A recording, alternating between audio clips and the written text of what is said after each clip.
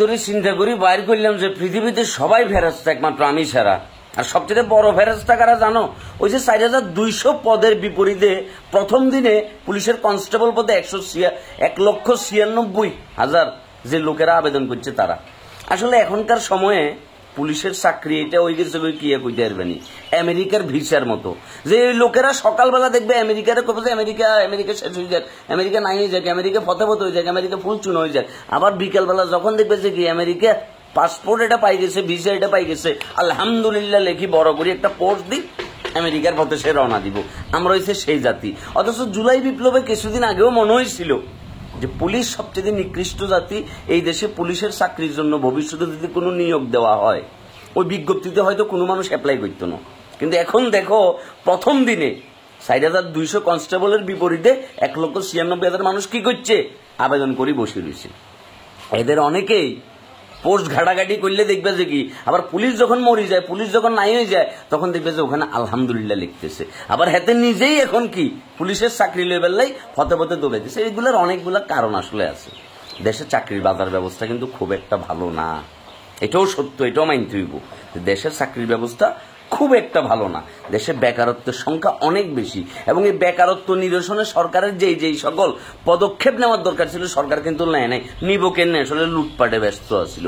এত বেশি লুটপাট আর বিদেশে অর্থ পাচার চালাইছে যে দেশে যে বেকারদেরকে নিয়ে চিন্তা করতে হইব, শিক্ষিত, মধ্যশিক্ষিত, উচ্চ শিক্ষিত, তাদেরকে নিয়ে যে চিন্তা করতে হইব, ওইটা সরকারের মাথায় ছিল না। যাই হোক, কথা সেটা না।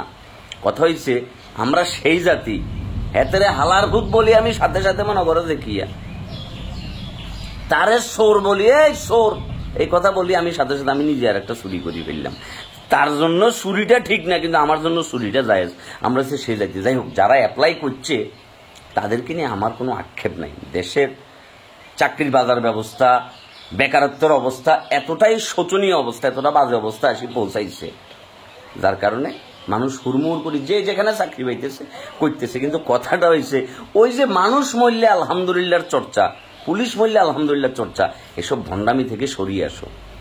আপনারা যারা 1,96,000 মানুষ আবেদন করছেন, ধরে নিলাম আপনারা সবাই ফেরেশতা, যদি আপনারা নিয়োগ পান, পাইবার পরে বাংলাদেশের পুলিশ সেক্টরটারে নিয়ে যে বদনামটা আছে, অন্তত বদনামটা ঘুচানোর চেষ্টা করেন। আর রানিং যারা পুলিশে আছেন তাদের কাছে একটাই অনুরোধ, জনসম্পৃক্ততা জায়গাটা আপনারা বৃদ্ধি করেন, যে জনগণের কতটা কাছাকাছি আপনি থাকবেন।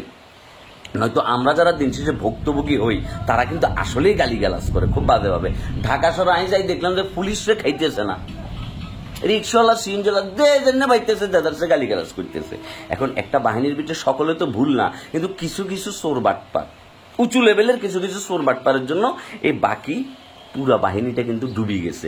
যাই হোক, তাদের উত্তর ভালো সুন্দর ভবিষ্যৎ কামনা করতেছি এবং আশা রাখতেছি যে এই জুলাই বিপ্লবে যে একটা বিশাল একটা ব্যাপার ঘটছে, এটার পরে বাংলাদেশ পুলিশ বাহিনীতে একটা দারুণ চেঞ্জ আসবে এবং তারা জনগণের হয়ে কাজ করবে, জনগণের সেবা নিশ্চিত করার জন্য যা যা করবার দরকার তারা করবে। যাই হোক, ফেরেশতাদেরকে চাকরি দেওয়ার ব্যবস্থা করো, আর আমার মতো খারাপ লোক যারা আছে তাদেরকে আর কি করবো, এখন কিছু করবে না। বেকার রে ভাই, দেশটাতে বেকার, প্রচুর বেকার। হ্যাঁ, আবার যাইও এই ভিডিও নিচে আলহামদুলিল্লাহ লিখি বইও না কেন? সব জায়গায় তোমরা খালি সুযোগ পাইলে আলহামদুলিল্লাহ, আবার যখন পুলিশের চাকরি নিয়োগ দিচ্ছে দৌড়াই যাই।